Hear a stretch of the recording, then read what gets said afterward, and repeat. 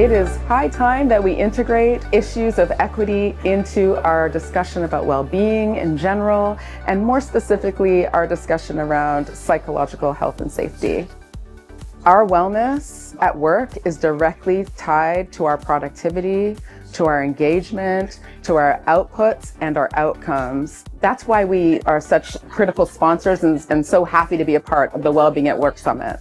The discussion of well-being at work, when you apply mental health, just talking about it changes lives.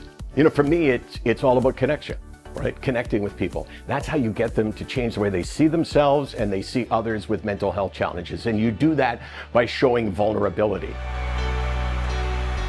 The Wellbeing at Work Summit is a fantastic opportunity, I think, for HR partners, directors, but also those of us that are trying to connect with them to meet in a space where we can. You know, online now, trying to connect with people is very difficult, and we are so influxed with emails and calls, and it can become very overstimulating and very overwhelming. So just having a place where we all have the same intentions and we all want to meet each other and speak with each other, nowhere else really exists like that, and we don't have conferences that are just for the well-being of employees.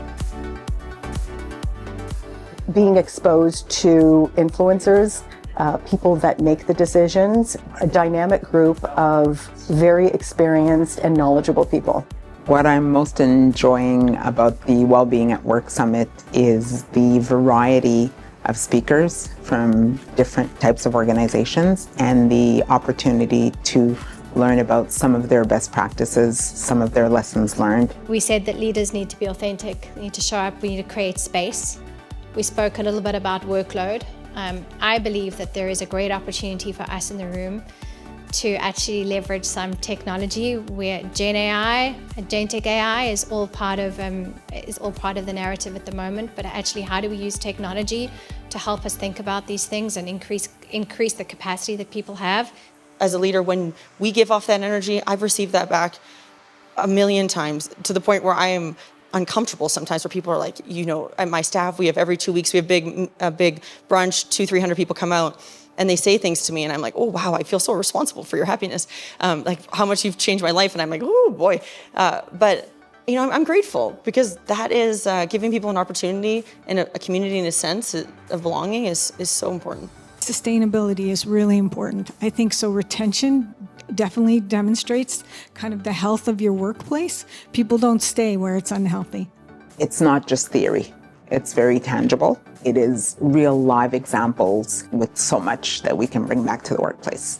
The more of an investment that we make in employee well-being, the higher the return for us as an organization. Productivity, morale, all the things that the leadership team typically looks for to enhance profitability or the service level to clients and patients increases if there's a higher focus on well-being. The takeaways are huge, and I would strongly encourage other individuals to consider attending.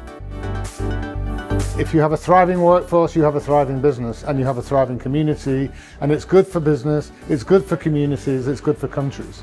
Organizations that are providing solutions, technology, services, products to the global HR community would see our event as the perfect opportunity to reach those hard to reach people. It's an ecosystem, it's a marketplace, it's a place of learning and sharing experiences and peer-to-peer connections.